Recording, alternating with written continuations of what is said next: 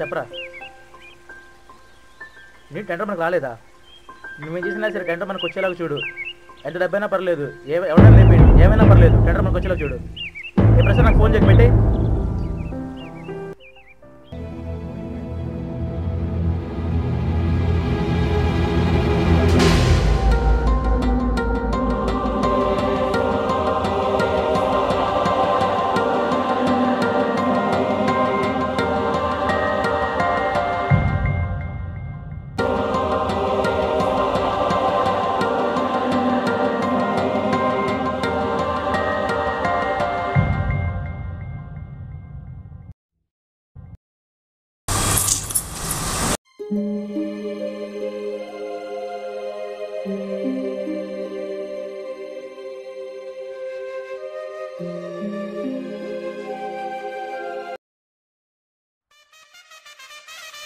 అరే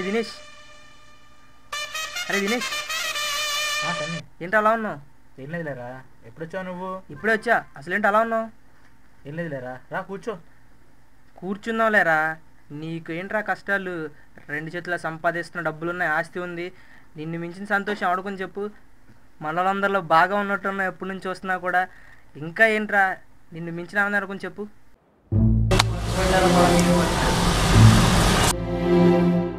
యారా, డబ్బుంటే హ్యాపీనెస్ అనుకుంటున్నావా? డబ్బుంటే సుఖంగా సంతోషంగా ఉంటాను అనుకుంటున్నావా? నీకేం తెలుసా సంపాదించిన నేను పడే కష్టాలు బాధలు? ఎప్పుడు నాకు సుఖం సంతోషం లేదురా. అదేంట్రా? 1 రూపాయి సంపాదిస్తున్నానంటే ఎంతమందిని మోసం చేస్తున్నానో నాకు తెలుసు. ఎంత సంపాదించినా ఏం చేసినా సరే నాకు సుఖం సంతోషం అసలు దొరకట్లేదురా. నీకు శాంతి సమాధానం లేదా? అలా అయితే నా దగ్గర ఫార్ములా ఉంది, పాటిస్తావా? ఫార్మానా? ఏంటి చెప్పు. దానివల్ల నాకు శాంతి సమాధానం దొరికిద్దా? తప్పకుండా దొరికిద్ది. నేను చెప్తున్నాను, నా దగ్గర ఫార్ములా ఉంది, నేను పాటించాను. మా ఫ్రెండ్స్ అందరికీ చెప్పాను, ఇప్పుడు నీకు చెప్తున్నాను. ఏంట్రా నీ చెప్పు ప్లీజ్. చెప్తా కానీ కూర్చో. అదేంటంటే లవ్ ఫార్ములారా. లవ్వా? లవ్ రా, లవ్ ఫార్ములా. లవ్ వల్ల శాంతి సమాధానం అంటే సార్, లవ్ వల్ల పీస్ఫుల్ ఉంటాం ఏంటి? ఊరుకో, నేను చెప్పినాగా విను. నేను చెప్పాను, చాలా మందికి వర్కౌట్ అయ్యింది. ఇప్పుడు నీకు వర్కౌట్ అయ్యింది. నీ లైఫ్లో నువ్వు ముందుకి జిల్జిల్జిగానే కానీ లైఫ్లో వర్కౌట్ అయితా నాకు కూడా హ్యాపీనెస్ దొరికిద్దంటావా? కంపల్సరీగా దొరికిద్ది. చెప్తాను ఉండు. ఏం లేదురా మామ, రోడ్ల మీద బస్ స్టాపుల్లో అమ్మాయిలు వెళ్తూ ఉంటారు. నువ్వు కంపల్సరీగా ఏదో ఒక అమ్మాయిని చూసి ఒక అందమైన అమ్మాయిని పడే, ఇక నీ లైఫ్ అంతా హ్యాపీనే.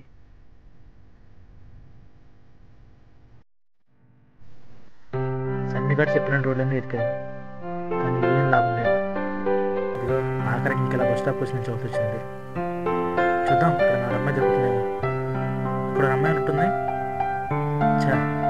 కాదు, ఇలా కొంతసేపు నుంచి అమ్మాయిల కోసం నేను ఏర్పచ్చి పడిపోయేలా ఉన్నాను. అమ్మాయిలు ఏదేం లేదు, అమ్మాయిల కోసం మనశ్శాంతి వస్తుంది అనుకున్నాను. నాకు ఆఖరికి చిరాకు వస్తుంది లవ్ మీద. నేనా బయట నుంచి వస్తున్నాను సార్. బయట నుంచా? ఏంటి ఈ మధ్య వార్తలు విన్నాను, ఏంటో శాంతి సమాధానం కావాలనుకున్నామంట, ఊళ్ళో అందరి మీద పడుతున్నామంట. ఏంటి అసలు ఏమైంది నీకు? ఏం చెప్పమంటావు చెప్పు. ఏం చేసినా అసలు ఏం పని చేసినా అసలు నాకు మనశ్శాంతి అనేది అసలు నాకు దొరకటం లేదు. అసలు మనశ్శాంతి దొరకపోవడం ఏంటి? మనశ్శాంతి ఎన్ని రకాలు ఉంటుంది తెలుసా నీకు?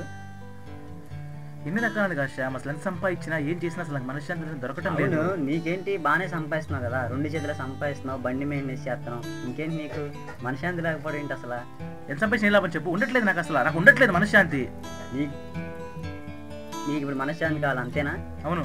నీకు మనశ్శాంతి కావాలంటే నేను చెప్పించే. నిజంగానా? నేను ఒక్క పని చెప్తాను, నువ్వు అసలు అది చేస్తే డైలీ మనశ్శాంతి. అవునా? అసలు నీ జీవితంలో ఇంకా అసలు మనశ్శాంతి అసలు మర్చిపోలేవు, అంతే, అసలు మర్చిపోలేవు. నిజంగానా? మళ్ళీ నువ్వు వాళ్ళలాగా ప్రేమ గేమ అని చెప్పాలంటే ఏం చెప్పావు కదా. ఎబ్బే, అసలు ప్రేమ గేమ మనకు అనవసరం. అసలు నేను ఒకటి చెప్తాను, నిజంగా నువ్వు అది చేస్తే అసలు ఎంత ప్రశాంతంగా ఉంటుందంటే నీ లైఫ్ ఎంతో హ్యాపీనెస్గా ఉంటుంది. చెప్పు శ్యామ్, చెప్పు. ఏం చేయాలో చెప్పు. నన్ను ఏం చేయమంటావు చెప్పు. నేను చెప్పింది చేస్తావు కదా? చేస్తాను. తూచే తప్పకుండా పాటిస్తాను. పాటిస్తావు కదా? పాటిస్తాను. ఓకేనా? వెళ్దాం.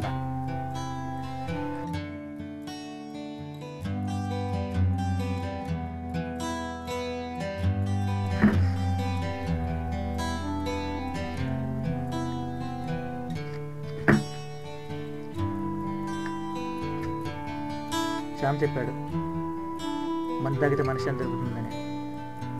చూద్దాం, ట్రై చేద్దాం ఇది కూడా. ఇప్పటికీ చాలా ట్రై చేసాం, ఇది కూడా ట్రై చేసి చూద్దాము. మనిషి దొరికితే అదే చాలు నాకు, ఇంకేమేం కావాలి చెప్పండి, ఇంకా మనిషి అంత కాకుండా. ఓకే,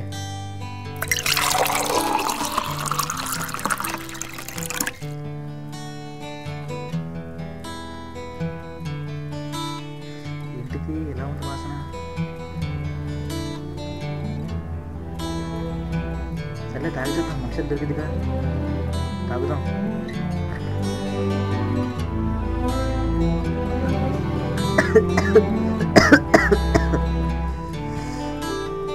ఇంటికి ఇంత చెండాలు ఉంది అసలు. సర్లే ఇంకోసారి తాగి చూద్దాం, ఈసారి నన్ను మారిద్దాము.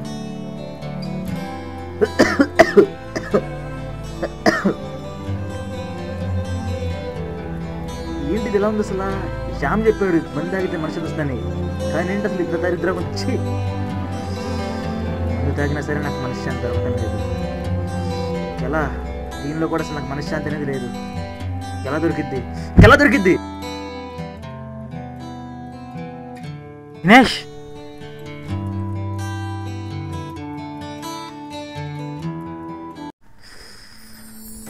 పాల్ నువ్వా? నేనే. ఎలా ఉన్నావు? బాగున్నావా? బాగున్నాను. ఒక్క నిమిషం ఆగు.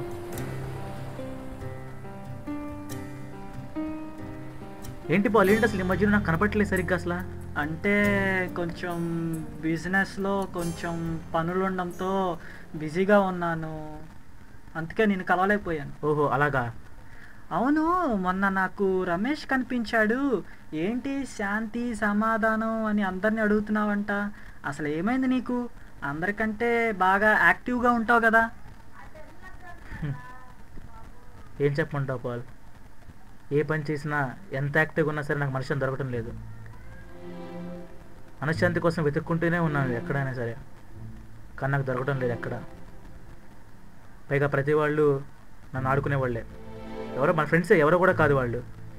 ఒకడేమో మందు తాగమంటాడు కానీ మనశ్శాంతి లేదు, ఒకడేమో అమ్మాయితో తిరగమంటాడు మనశ్శాంతి లేదు, మనశ్శాంతి లేదు. ప్రతి పని చేశాను కానీ నాకు అసలు మనశ్శాంతి లేదు. ఏ పనిలో కూడా అసలు నాకు అసలు ఆనందమే లేదు.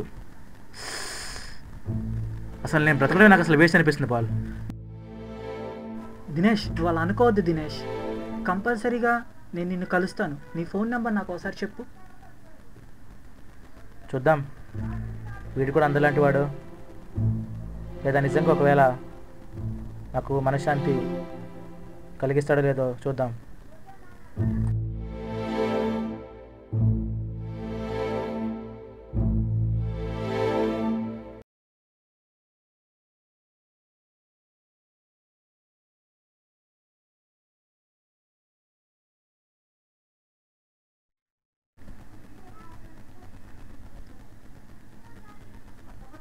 Paul. Hi Dinesh. Hi Paul, ఏంటి ఇక్కడ రమ్మన్నావు? ఏంటిదంతా అసలు? దినేష్, ఇది ఒక చర్చ్. నీకు ఏదైతే కావాలనుకుంటున్నావో ఇవన్నీ నేను క్లుప్తంగా చెప్తాను. Please take your seat. కూర్చో కూర్చో.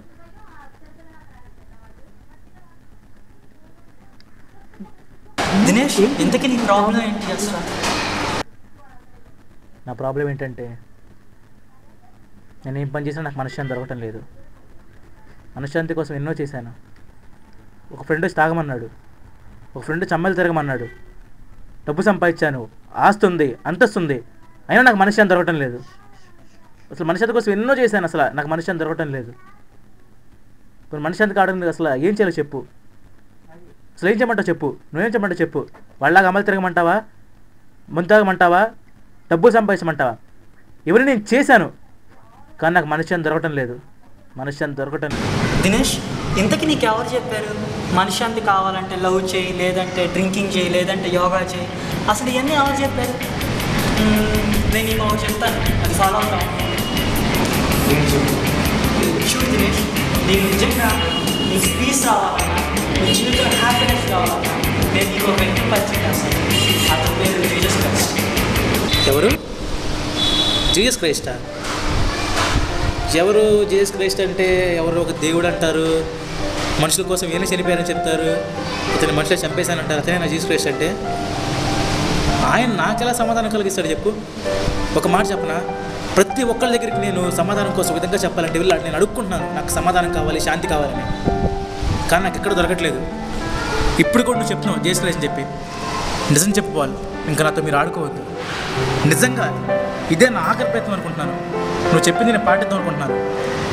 ఈ జీసస్ చైతన్య సరే నాకు నిజంగా సమాధానం దొరికిద్దంటావా? చెప్పుకోవాలి, నాకు సమాధానం చెప్పు. నిజంగా నాకు దొరికిద్దా? నువ్వు దొరికేలా చేస్తావా? నువ్వు చేస్తానంటే చెప్పు, ఇదే నా ఆఖరి ప్రయత్నం అవుతుంది. చూడు దినేష్, నీ బాధ అంతా నాకు అర్థం అవుతుంది. నువ్వు చాలా డిప్రెషన్ ఉన్నావు.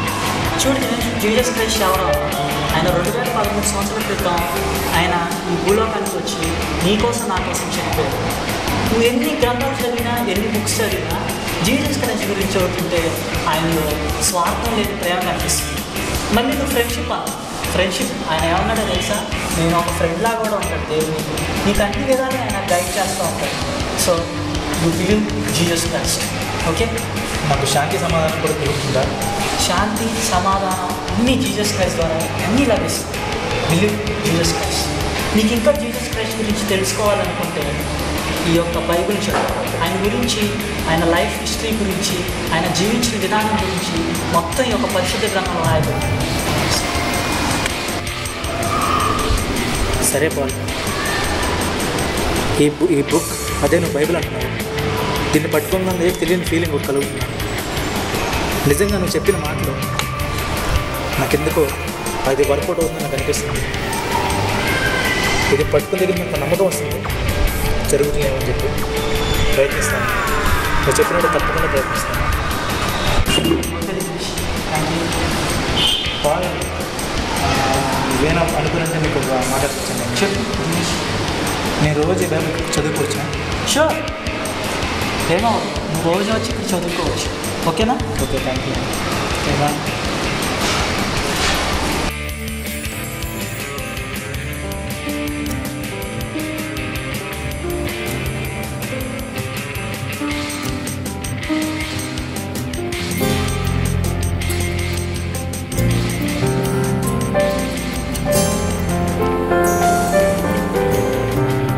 తన స్నేహితుడైన పాల్ మాటను గుడికి వచ్చి బైబిల్ చదవడం మొదలుపెట్టాడు.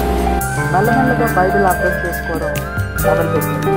ఆ అర్థంలో యేసుక్రీస్తు యొక్క ప్రేమ, సమాధానం, శాంతి అని దినేష్కి చాలా బాగా అర్థమవుతుంది. తను ఏదైతే కోరుకున్నాడో ఆ శాంతి, సమాధానం కలగడం ప్రారంభించాయి. ఆఖరికి దేవునిలో శాంతి, సమాధానం ఉందని దినేష్ గ్రహించి దేవుని వైపు చూశాడు. నీకు కూడా శాంతి, సమాధానం కావాలంటే యేసుక్రీస్తు స్వతరక్షించాడు.